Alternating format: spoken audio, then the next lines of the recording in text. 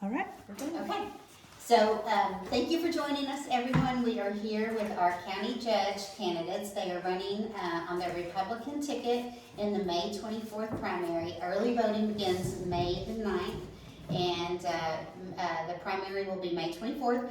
We've profiled these candidates in our paper. It's on our webpage, but we're going to go ahead and let them introduce themselves briefly. And then I'm Ellen Kraft, and I'm the publisher, and Shannon Hahn is the general manager and runs the paper, and we're going to start with questions after that. So we'll just go in alphabetical order, and Tito, you may introduce yourself. All right, my name is T.W. Dotson. I am running for Madison County Judge. Just to try to share something that's a little bit different about my family. My mom is Vicki Dotson. She's been a teacher at the school, I think 37 years she's taught. She's been a teacher. My dad is Tom Dotson, which a lot of people get that confused because I'm named after his twin brother, Tim. So Tom is my father, and he was a teacher for 10 years, and he's worked on the farm for the last 40 years there in Hinesville. I have an older sister and 3 younger brothers, and we grew up right there at the Cobalt Cemetery and have enjoyed the springs and the hollers down there, and was raised, riding horses bareback and running around barefooted, and we just grew up just like every other kid in Madison County, and just learned to love the land and love the area that we grew up in. So it's a little bit more about me. Great, thank you. Larry? My name is Larry Garrett, and I am a candidate for Madison County Judge. My wife, Pam, and I are both lifelong residents of Madison County and the Georgetown Japton area. I am retired from Huntsville Water Utilities, where I served as executive director for 26 years. Was 15 years with the fire department in Japton, where I served as fire chief and certified training officer. My family is all from the Georgetown area. My wife's is all from the Japton area, so we too were farmers, and I milked cows and I had beef cattle, and I've been in some sort of public service in Madison County and the state of Arkansas most of my adult life. Great, thank you. Okay, for the people who are watching, we have collected questions. Shannon and I have asked people in the community what's important to them. We've listened to the issues presented, and we cover obviously quorum court every month, so a lot of these issues are reader driven.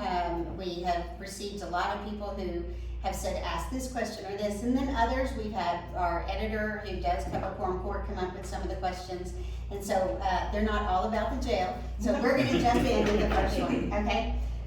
Lou Thompson has expressed an interest in donating land for an emergency medical clinic. That hasn't been mentioned much at all in this campaign. And just why are you guys not talking about that? Do you support that? And what is the plan currently for the land that could be donated for an emergency medical clinic? And Tito, we started with you, so Larry, okay. I'll let you answer, and then Tito will let you answer. Actually, I have talked about that a lot with the constituents out in the county whenever I'm visiting with them. We're very positive, I think, as the quorum court as a whole, about this emergency medical facility. In our EMS, we're really excited that that's going to be a spot where they're going to also go and get them out close to the bypass, where they can have maybe some better response times to some of the different areas. But we are very excited about that. So where does that plan stand right now? What's the next step that people can take? With me? The quorum court, yes. I think the quorum court obviously has got to visit with Lou some more, and I have actually intended to do that, but we need to find out. I know where, but one of the things that I don't think that we really know is what's expected of this facility as far as what they intend for it to look like. We want to, especially if we're going to put it out there in the public eye, we want it to be a nice facility. I have visited with EMS a little bit about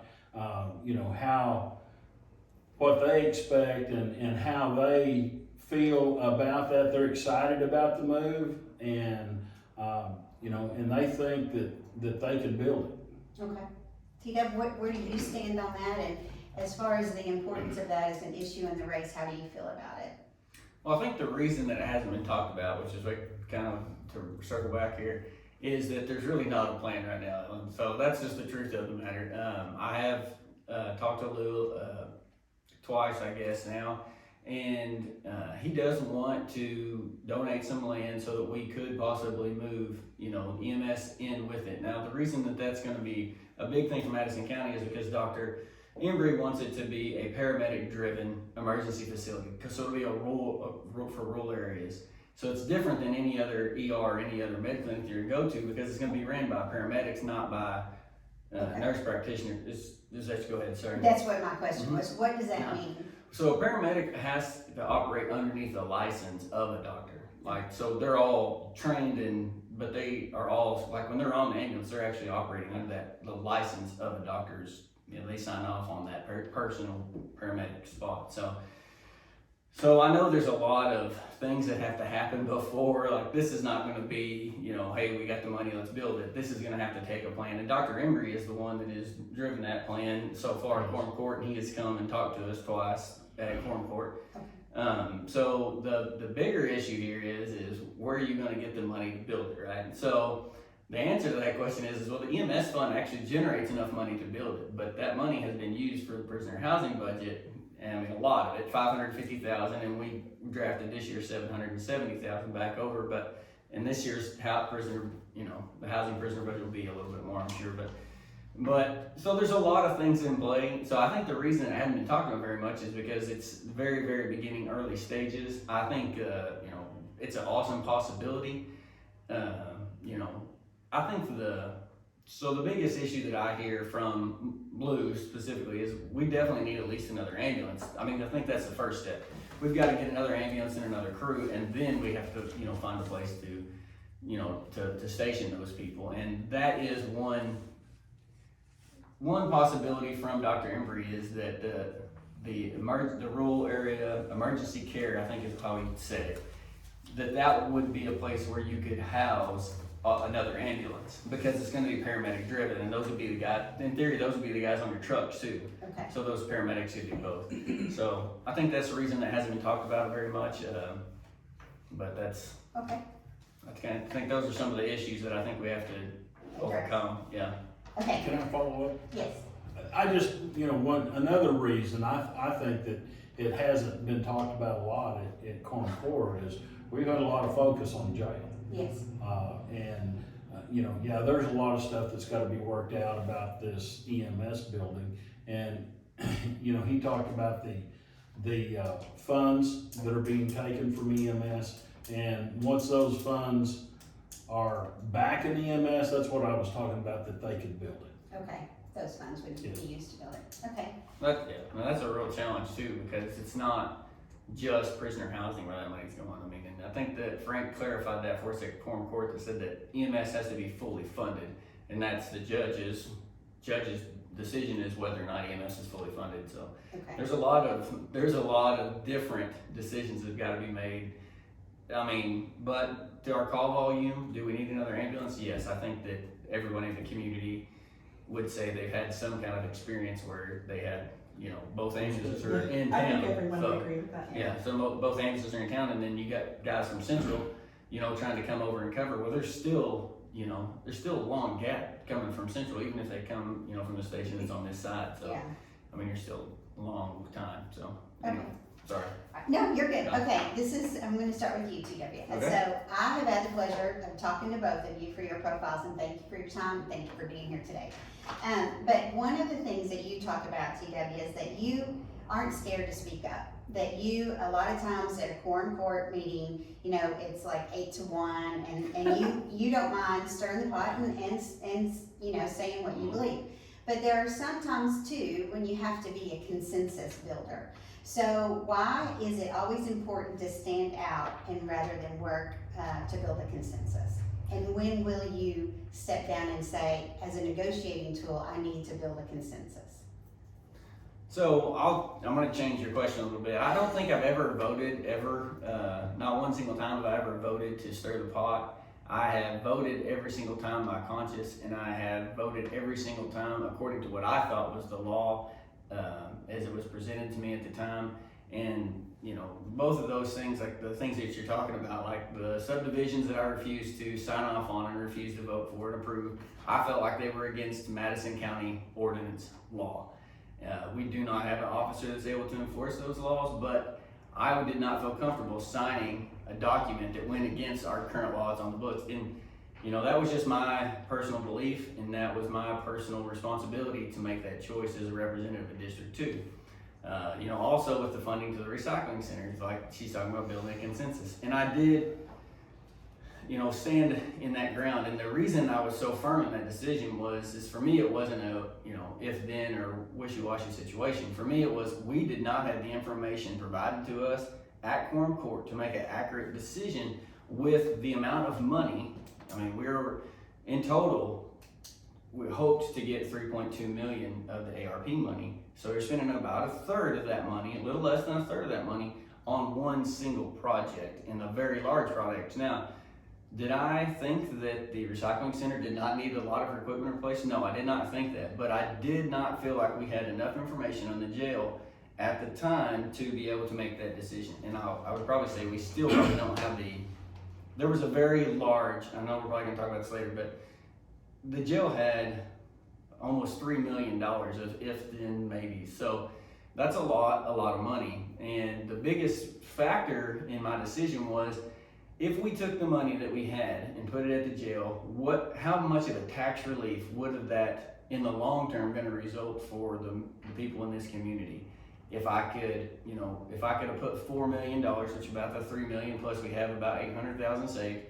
So almost $4 million, if we could have put that down on the jail, if that changes the difference between, the bond issue having to be 1% or 1.5%, I mean, that's real money taken out of people's pockets. And I know the people in Madison County are taxed enough, and I know that they don't, no one's pro-tax. They are a lot of people pro-jail, but those are the two main issues. I think there has been a couple other ones, but stirring the pot is not a good term, but you pride yourself on every time we talk, you say, yeah. I voted no. I was the one who stood up and voted no. So that was I do. my point. No, I wasn't trying to Yeah, disagree with you. I just think that, those two specific issues, and there may be another time, but I really feel like it's important that you don't be a yes man all the time. I voted yes on hundreds of those bills, maybe not 100, but a lot of them over the time. But the ones that I voted no against, I felt like there was a very strong reason, and normally it was because of the constituents that I talked to, that I was representing, whether I felt that way personally or not. It's not your job to vote, for me. I've got to vote the way that the people that I felt like that I've surrounded myself with and the input that I get. And when I vote, if it doesn't matter to me how everybody else votes, I've got to stand behind the people that are in that constituency. So, Okay. yeah. Larry, would you like to respond to that? Yes. I actually serve on the subdivision committee, and I also serve on the jail committee, back when we actually had a committee that was working. But on the subdivision committee and the one that he voted no on, the first time it came before the quorum court, I voted no on it also. The subdivision committee reviewed the application, and we sent that applicant back 3 times for him to correct things that we asked him to correct. And everything that was on that application met our current county ordinance on subdivisions. We do have a new subdivision ordinance that we have not passed yet, and it probably would not have met some of those, but and it was one of those situations where we weren't crazy about approving subdivision, but the man had done everything according to law, and we had no legal stance to deny. Okay. On the ARPA money for the jail, I had a plan to use the ARPA money also, But I think the biggest thing that we got to do is we got to back up and we got to look at the whole picture of the county and what we can do for all of the county and not just the jail. I'm very pro-jail. I'm very passionate about us building a jail. I don't think that the money that we spent at the recycle center will ever prevent us from building a jail. And my whole thing with the money that was spent at the recycle center was, had we not used the ARPA money, it would have never gotten done. And we would eventually had to shut our recycle center down, and we're required by law to have one. Okay. I'm gonna flip it just a little bit. Can I respond to that a little bit? Sure. We are required by law to have a transfer station, which is not the same as a recycling center. I don't think that the law reads as a recycling center. And the problem with, I mean, the statement that whether that $680,000 would stop us from building a jail, that's true. I never thought that it would stop us either. I just didn't want to ask the people in the county for it a second time. When they thought the money, the people that I was representing, they thought that the money should go to the jail, instead of the recycling center. So that's the difference. That's just the difference in where I stand. Okay. Well, and if I could, and I don't want to dwell on this at all, but a lot of the equipment that they had up there, and I know TW went up and looked at it also, as I did. A lot of that equipment was donated 30 years ago, and it was broke, been welded on more than it had not been welded on. I felt it was a necessity. Okay. I'm gonna flip the question just a little bit, and Larry, you sometimes go with the flow a lot, and you will vote with the majority. When is there a time that you think you need to stand up and say, I'm gonna be the lone person or two people out? What's an issue where you wouldn't go with the flow? I have done that before, and being on the court for 10 years, we've had several items that have come before the quorum court, and I feel like that it's one of those things with me is if we're bettering the county as a whole, or if it's something that my constituents feel strongly about and they tell me that they do, I'm going to vote how they want me to vote. Always have. Okay. T-Dub, would you like to respond to that? I don't think that's a response. That's just his concept. But I would say that, I don't think. I know a lot of the members of the court. Sometimes they all agree, and it looks like they, hey, they're just going through it. But I believe that most of those men and women both do their due diligence, and they do try to vote their conscience, and they do try to represent the people. And I will say that it's not always as easy as it may seem to vote yes or no, because personally you may have your own view on it. And as a quorum court member, I know sometimes you get pointed at and said, hey, you did this. Like, well, yes, I did do that, but I also represent a district, a large group of people who I'm trying to vote for. And I think that the court does try to do that, for the most part. I just feel like there has been some issues that I've had differing responses. So. Okay. If I could add to that, just one thing, and he's right. The quorum court, those people are all good people, and we get along very well. We don't bicker between each other, and I'm very proud to say that I serve on that quorum court, and for the most part, I think everybody there is for the better of the county. Okay. Okay, Shannon's gonna ask the next couple of questions. Why was there no urgency to get a jail until the problem really imploded with Washington County canceling their contract? And now I've lost track of who started first, but I'll get you. All right. So, say it again. What's the real concern of the question is? The urgency of the jail. There is an appearance within the community that there was not an urgency for a jail until everything imploded. But the problem's not new. No. So, and you may have, I'm gonna, if I mess up a date here, I apologize. But to recap, I think what Frank shared with us in quorum court, and we could go back and read the minutes to make sure I'm right here, but I believe he said in 2012 was the first, well, that was actually the second time I think that the prisoner, to build the jail tax, the 1% tax for the jail had come on, and then in 2014, it had also come up, on the ballot again, and at both times it had failed by 58%, I believe, voted against the jail, the same percentage. And I think he said there was 3 times, but I don't remember the original date, 2010. If that's not right, I apologize. But so I would say that I don't think that this has been a surprise issue. I think the powers that be have constantly grappled with this. But the root of the question is how come we have to have somewhere to go now? And the truth is with Washington County taking our prisoners, and with Carroll County taking our prisoners, and Franklin County and Fayette County, and we had a lot of prisoners. We had beds and places to go with prisoners. But when Washington County's quorum court said no more, our jail's overcrowded, we got to take care of our own people, which is their job.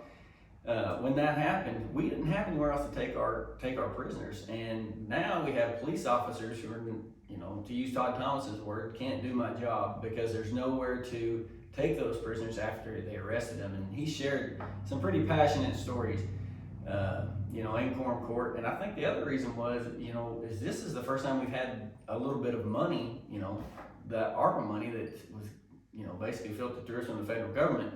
And that gives us a chance to put a down payment on one and to get a head start on it. So we got 2 things, that are really driving that force right now. Number one, we got kicked out of Madison County Jail. Or Washington County Jail, we only have 40 beds contracted, 40. And they said we had 52 prisoners at the last quorum court meeting. And the quorum court meeting for that, we had 64. So where those guys went, I don't know. I think they were just released back into our community. But it's kind of scary to think that we only have 40 beds that are contracted currently with the county. And I'm not saying that they haven't reached out and asked other people, but that is where the sense of urgency right now is coming from. It says up to that point, we could take prisoners to places, and we had places to go with different people, even though, people argued about the cost and, and this and that. And, when it all comes down to it, it was probably cheaper to pay Washington County to keep them than it is going to be to build our own and pay for our own. But the urgency comes from not having anywhere right now to take our prisoners. I mean, we have 0 beds open.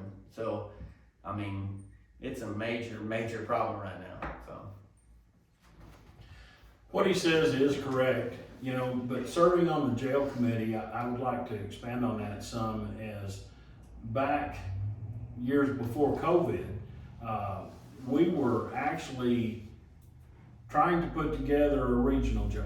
We were looking at doing that because, and for those that understand or don't understand what a regional jail does, you purchase or you pay for so many beds per year or so many cells. And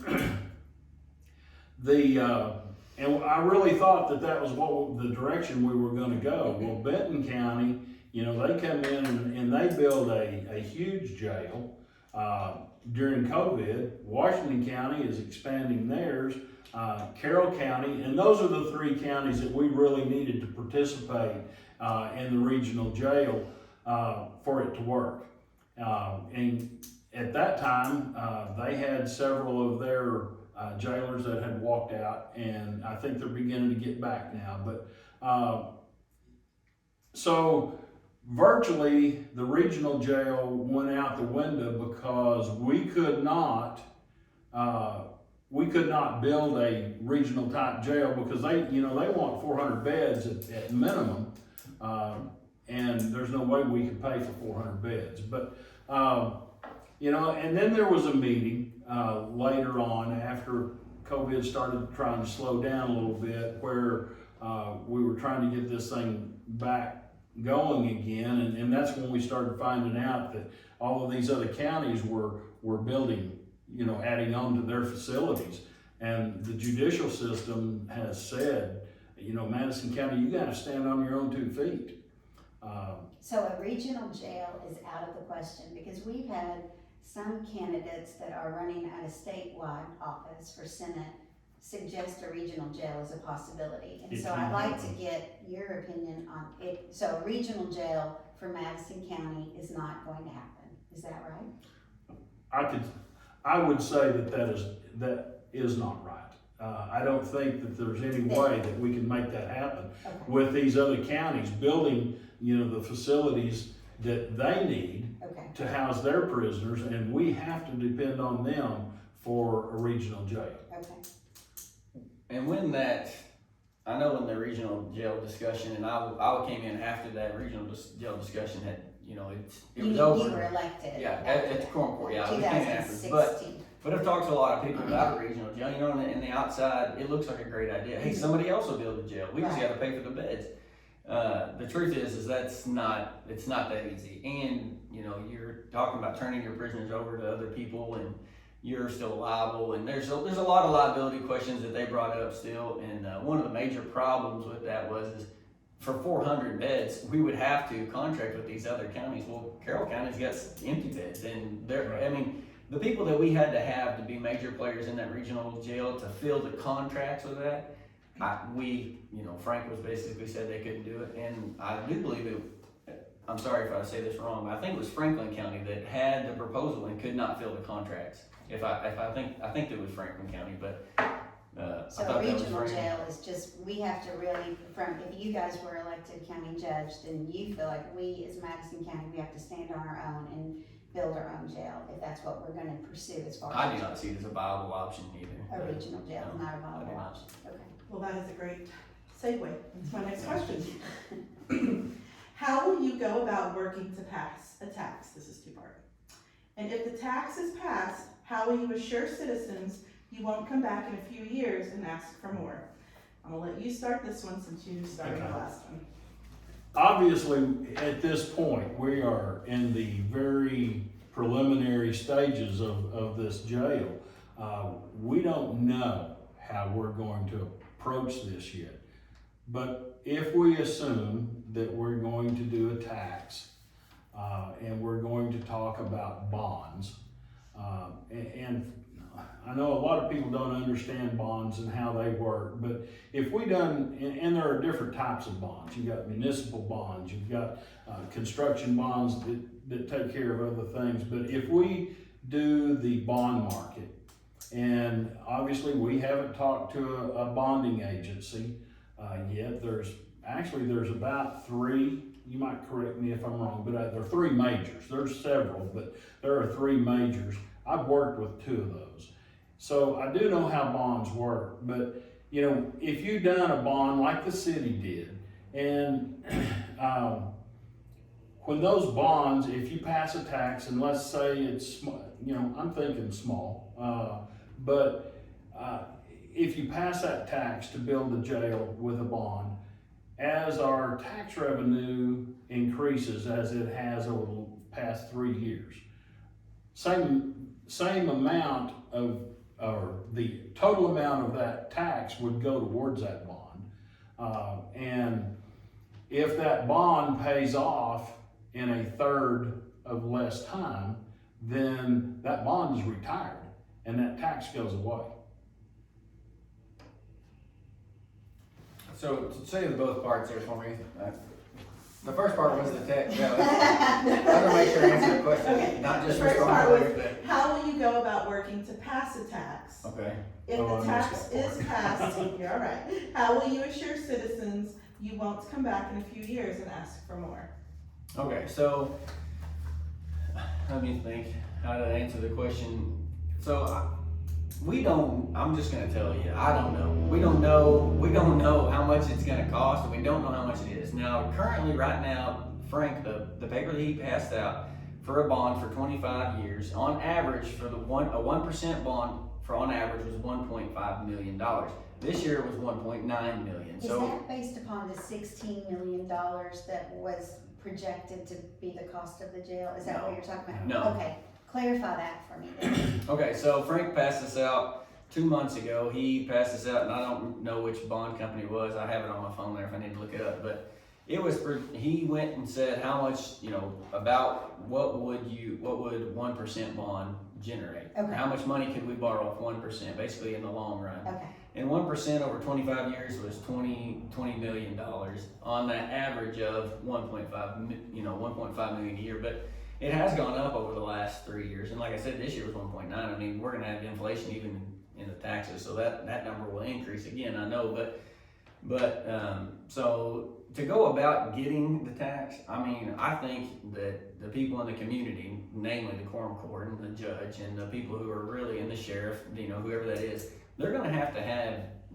meetings where we go out and try to educate the people in the county. I mean, if you've heard Todd Thomas speak, I know I've referenced him once, but if you've been to quorum court, you've heard him talk, or if you've been to the jail meeting, you've heard him talk, and he's very passionate about this, you know, about the need of a jail. And, you know, he's talked about 50-bed jails all the way to 150-bed jails. I mean, Chief Thomas, I should say, sorry, Chief Thomas is very passionate about having a place to take some of these prisoners. Now, he is, in his explanation about educating the people, is just to let them understand, you know, that we don't have any beds. I mean, I talk to people, you know, and people in the county are very smart. They understand exactly how the bond issue works, and that bond issue, that tax will go straight to it, so they don't have to worry about where their money is going. And that's a big difference between, you know, we do hear some feedback in the community from the 1% of the EMS, because that does go back into county general, where the road and bridge 1% does not.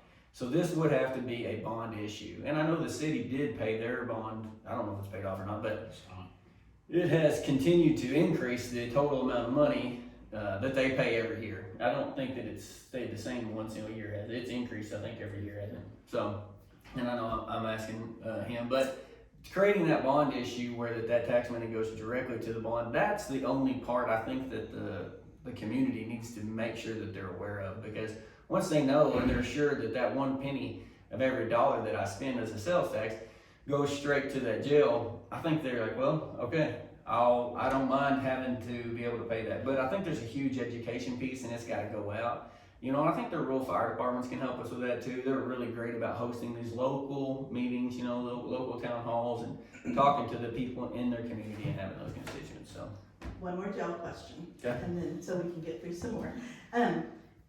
This one. If you lose the primary, because both of you have both said now when we started that you're very pro-jail.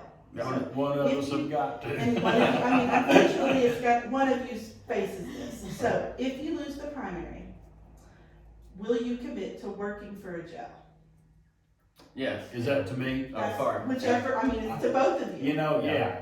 I mean, you can go ahead, but yes, with me, most definitely. You know, I'm about this county. You know, lived here all my life, and I want the best for the county. And yes, I agree that if I lose the primary, I'm going to work till December 31st in my community and after, if it takes that. And not just in my community, and I've agreed that I would go all over the county and help facilitate the jail thing, whether it be at one of the fire departments or wherever, and help talk about that.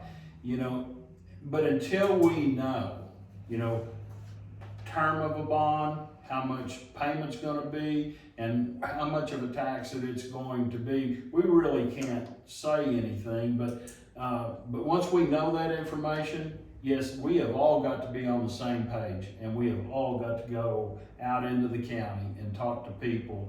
But to answer your question, yes, ma'am, I will.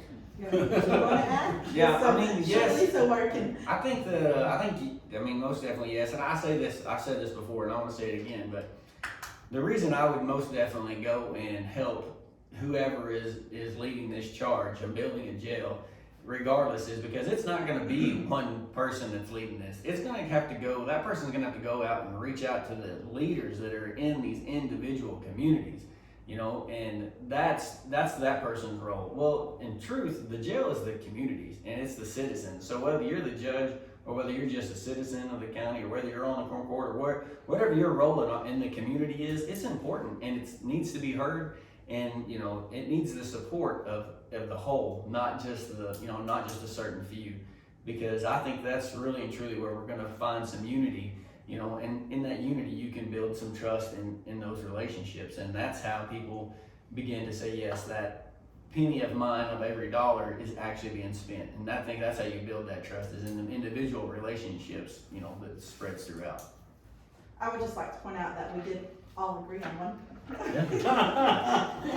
Okay, let's talk a little bit about leadership styles, because one of you, will be the Republican nominee for county judge. So, and this is one question, and then you both can answer it. So, Larry, you have been in charge of the Huntsville water utilities for a number of years, and you've run a large budget before, and you've been on the Corn Court for a number of years. So my question to you is, for people who out there say, well, that's just more of the same. Why, his experience is just more of the same. Maybe we want something different. And hold that thought. T-Dub, you don't have any experience in running a multi-million-dollar budget like Larry does. And you also have been on Quorum Court for a number of years. So then you're a change for the community. So, speak to your attributes and your leadership styles based upon your experience running a budget or creating change. And I think we started with T-Dub. Larry, you answered last on that. Would you vote for a jail? So I'm going to let you go first, and both of you have a chance Just to for respond. timing purposes, so we can get to a few more, we're Yes. going to try to do 2 minutes and 2 Okay. minutes. Okay. All right, 2-minute answers. Okay. So, I mean, I don't want to correct your question, but the truth is, I actually do have a lot of experience running $1 million budgets. I mean, me and my brother are pretty entrepreneurs, and we've had a couple of businesses, and we've run, our own cattle operation for a number of years, and I mean, we've turned $1 million into cattle in a year, and that was our money, and that was our job, and that's. I mean, it wasn't multi-million dollars, but to me, a budget isn't about how big it is. It's about how it's spent and how it's controlled. I mean, if you give me $1,000 and I use it correctly, and those line items go specifically to things that are going to help the individuals that I do, and you give me $1 million budget and I spend it all on things that are in the middle, and it never gets to the person, it doesn't really matter how big your budget is. But for me as a person, like, I run a conservative life. I think it's very important that you streamline and that you live within the budget that you have, and a multi-million-dollar budget is worthless unless you control those $1,000 budgets, and you control the money to where it needs to go, if that makes sense. You funnel the money where it needs to go, and it doesn't end up in the middle in tires, or it doesn't end up in the middle, it never gets to the people. And that is very important, that the tax money, it's the people's money, it's your money, and that we are using that money to make the community a better place. And that to me is the most important thing. My leadership style is very team oriented. You guys know that I'm a coach. Most of you that are probably listening to this have seen me as a teacher and a coach, and I am a team player person. Like, I need a group of people around me that I can trust, and that when they go to do their job, I can also hold them accountable to that job. And that team is very, very important and essential. So that's my leadership style, and without those key players, running their budgets and running that, there's no accountability. And it is the job of the judge to inspect that things. I say a lot that people do what's inspected, and if you give them a responsibility and you inspect that responsibility, a lot of times, they are going to fulfill that responsibility, and you can trust them to fulfill that responsibility, and that includes their budget. And it can't be spent frivolously. It's got to be spent with a specific purpose, and they need to be able to show that through documentation and words and to the people. So You did good. You're worried about it, and you did good. All right. Well, obviously your county judge is a person that really works for the people in the county. And I think that having the experience of having run and built multi-million-dollar budgets and making sure that you're checking on those budgets to make sure that they're in balance, and I think sometimes that we fall into that category where we really need to be checking that on a daily basis, to find out, what have we spent for whatever, in one particular department on a daily basis, or if it means, on a weekly basis, and those numbers are much bigger. But I think for the county judge to make sure that we're running a balanced budget. They've got to keep a close eye on it and be able to keep track of what monies are coming in, what monies are going out. Because we all know that a lot of times the funds vary, you know, especially when you were talking about our millage and our property taxes that don't come in until, you know, a lot of times later in the year, and that's the reason we carry so much money over in the beginning of the year so we can operate. But, you know, I understand the budget, I know how it works, and I would want to make sure that we're not spending money that is frivolous, you know, to where the people are not doing what they need to be doing in those departments. And I think even more important is that we make sure that we get department heads that are trustworthy, and those people are actually, you know, working and that everybody can get along with. And I agree that if judges know better than the personnel that surrounds him. I mean, I ran the water department that way, and I had some good personnel. We've got some good personnel that works for the county, and you know, I just want to make sure that we stay in checks and balances. Okay.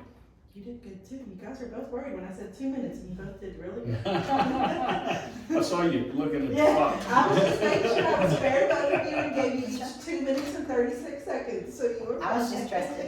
Okay, and there's been, Yeah, you can. okay, there's been a lot of talk in the county about transparency lately, based upon some activities of the school board.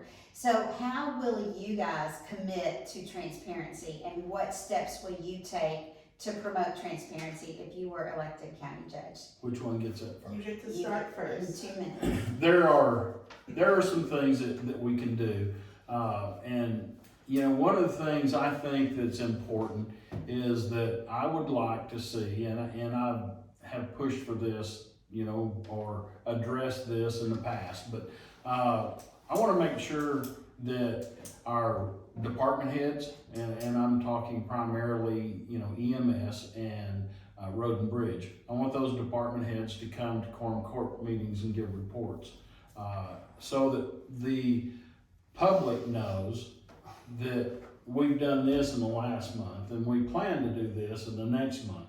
And I think that gives us some transparency that we need to do. You know, one other thing, and that's a hard question, but That was supposed to be an easy question. well, The last questions were hard. well, the you know, something else that I think that our public expects is that we put something on our website that tells the public not only how much money we received and how much money that we have spent, but also what it was spent for. You know, what are we doing with our money? And that'd be simple as we get a report every month, quorum court does, and I think that'd be simple to put on the website for the public to see. Okay. So I got to go to the 75 member quorum court meeting in Little Rock, and you get to meet the guys who are over the Arkansas Association of Counties. Chris Vaughn's the head of that, and one of the things that he said that is becoming more and more popular and that we should start doing, and he was really kind of talking about protecting yourself as a quorum court, is to video it and to post it. And I think that's one thing that you can really do to be more transparent with the community, because they want to know what's said in there, and not everybody can fit in that courtroom. And I'll be honest, we've had a lot of people that have come in support of a lot of different ordinances or different things in the last last 3 months, I would say. I think our average attendance probably was like 7 or 8. Now it's up to like 30 or 40, I'd say, in there. So I think people are very interested in county government and local government. You know, I mean, that's the greatest part about our country, is that we get to control a lot of things right here in Madison County. We get to make those decisions. So I think that's the number one thing for transparency, because we do go over every single one of those documents that Larry referenced in quorum court. So they would hear those numbers and they would see that, and they would also see the questions that was asked by the quorum court to clarify different expenses. A lot of times when there's a major expense, we just see the total. So somebody, normally says, hey, what was this $400,000 spent for. And it's really good for us to hear too, hey, we paid, you know, this mile of this road, or we had to purchase this that broke, or whatever it was that was the large expense. It does help help the community to hear where the money is being spent. And me and Larry sit by each other in quorum court. They kind of mess our chairs up now, but before, when we always sat beside each other, I think that something that will also help a lot of transparency is having the department heads come in, and they don't have to give a line item, you know, detailed list of the things they're spending money on, but I would love to know the projects that they're working on. Hey, we're going down here to County Road, whatever number it is, and we're working on putting in these 3 culverts, and we're going to work on, you know, we've got to fix the crown in the road in this area. And those large projects need to be known, because I really feel like the good that's done isn't really put out there. And I think that's a good piece of transparency that we can provide to people in the community. Can I follow up, please? And what he said there is correct, and that's what I was talking about. But also, I just want to add, he was talking about the videoing and putting it on like Facebook Live. That's something I think we have approved to do. So Yeah, the money. I think that's something that's going to happen soon. It's easy as a tripod and an iPhone. Yes. So this is going a little bit rogue, because it's not on our index, but you brought it up. All right. Line items on the budget. Thoughts on having them? Because right now you see an overall, you don't necessarily see the breakdowns. As judge, you could change that. You can decide how you want those reports. Pros and cons, Peter? Thoughts on that?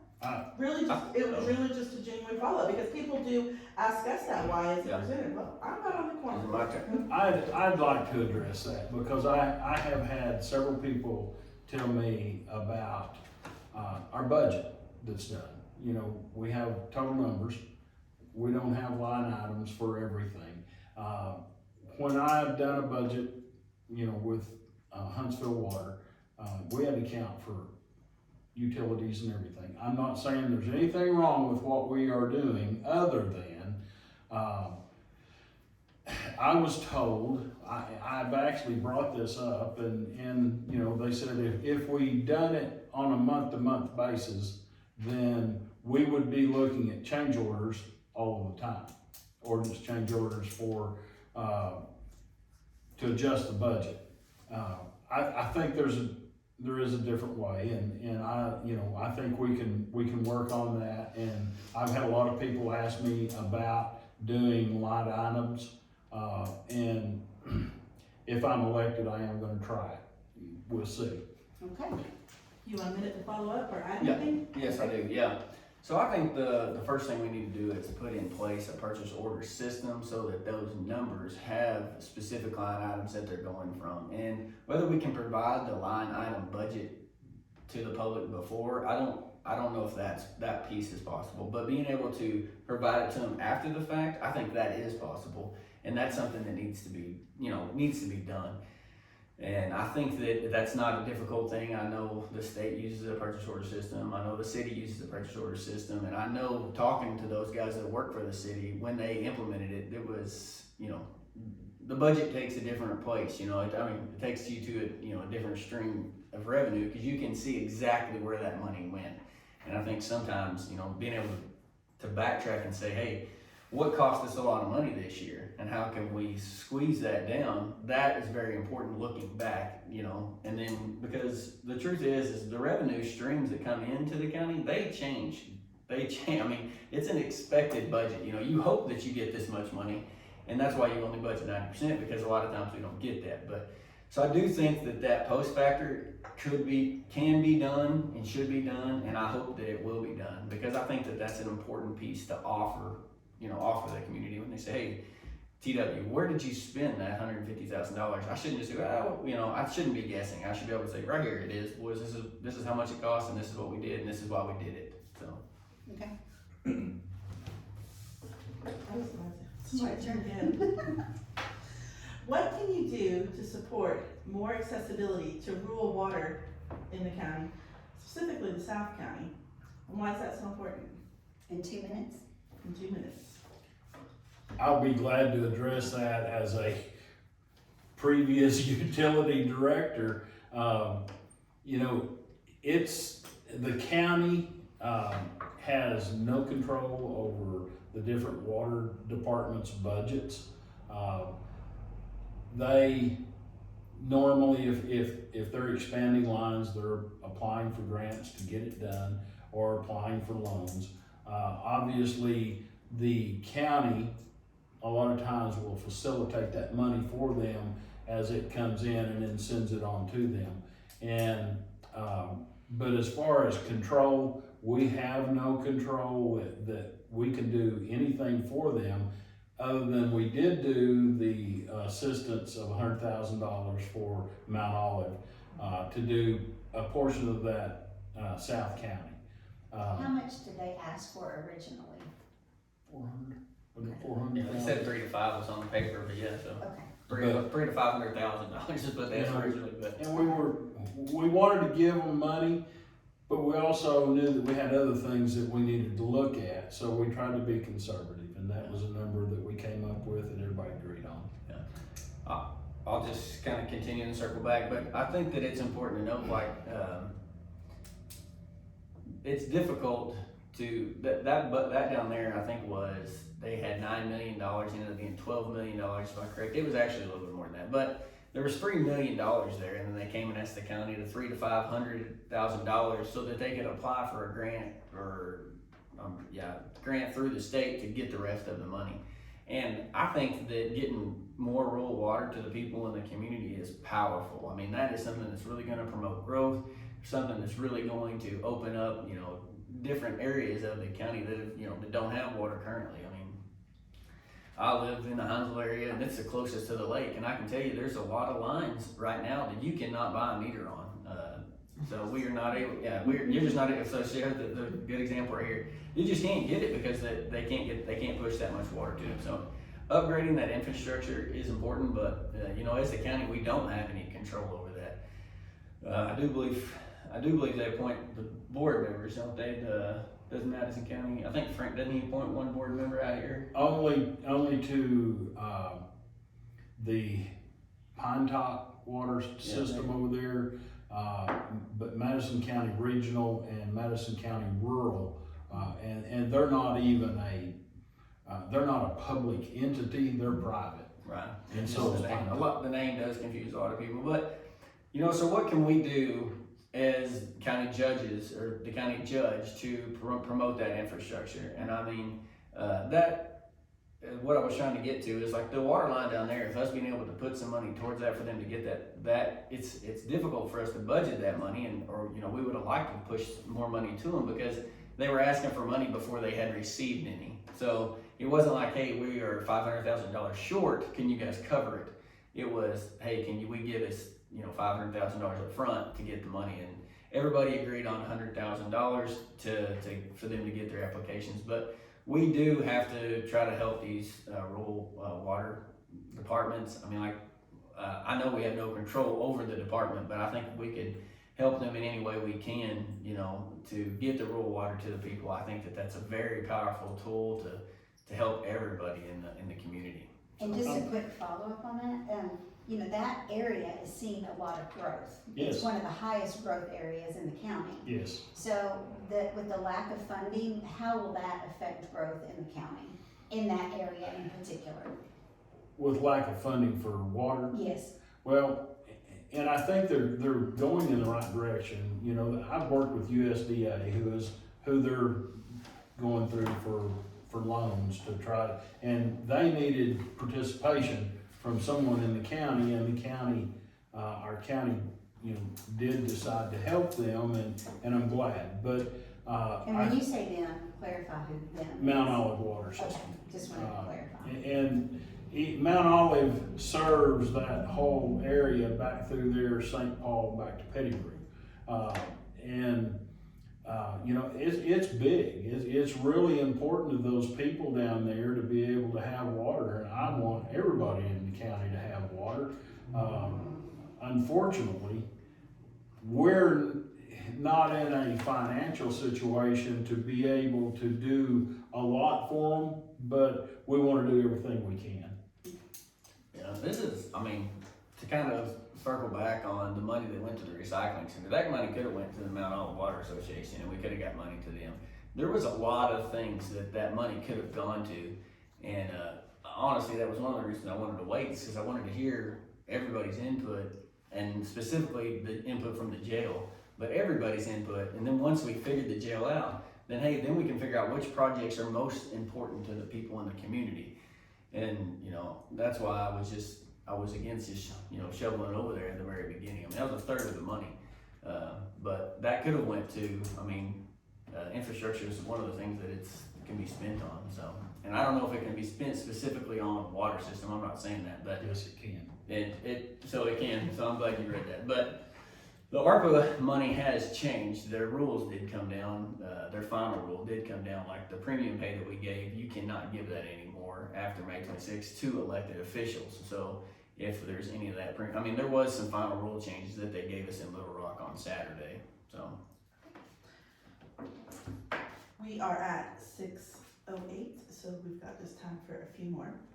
So as we stated earlier, both of you are in the Republican primary. So many registered Democrats will be voting in the Republican primary this year, so they can have a choice in who serves as judge and sheriff. Why should Democrats vote for you? How do you appeal to them? my turn to answer first, right? Yeah, so I think that's an interesting question. So I've actually had a surprising number of Democrats that are in that position, especially in the Forum area. They've reached out to me and talked to me and said, hey, we don't have a candidate to vote for. We want to know where you stand on certain issues. I mean, I am a platform Republican. I stand behind the platform, the Republican platform, and I think it's really important that I stand in my conservative values. But I guess if you're coming in from an outside party to look at it, you would have to say, well, what does that person's character tell me about you and how you're going to run the county?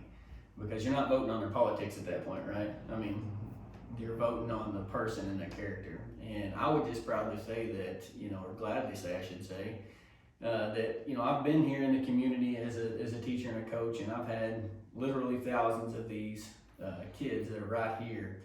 And, I've been able to build relationships with them and get to know them. And a lot of times when those guys come, I started them in 3rd grade in PE. And if they played sports, I had them every single day until they graduated, if they played football or basketball for that matter.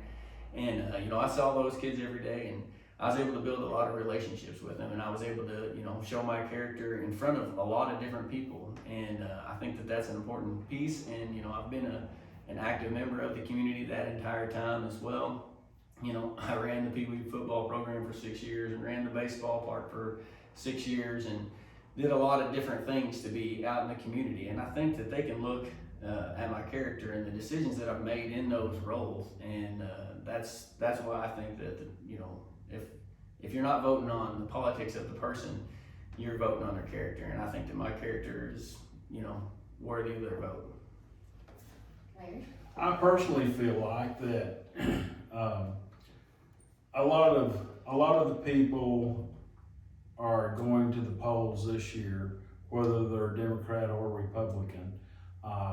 That I hope that they will look at experience and their leadership, the things that they have done in the past. And like I said, I've been in public service since 18. But I, in one form or fashion, I've volunteered my time in a lot of different areas, from teaching hunter ed to being on volunteer fire department, and actually taught hunter ed for 35 years.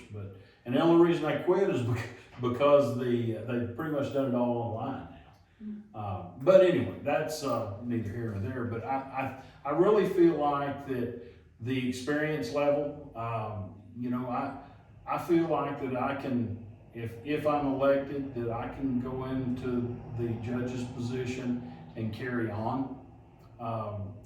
Obviously, there'll be a short period of learning that everybody's got to do, and trying to figure out what areas of the county that, you know, that we need to be looking at, and, you know, something that needs to change, you know, if there is anything.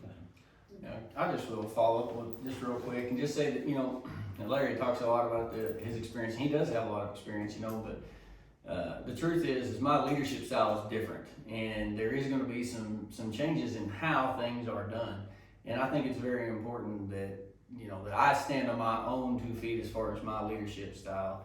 And it's very important to me to have groups of people who are responsible for specific things, so that they can show and that they can gain the trust of the people around them, that they can accomplish those tasks, and that they can keep the responsibilities that they have been given, and they can earn the trust of the people in the community.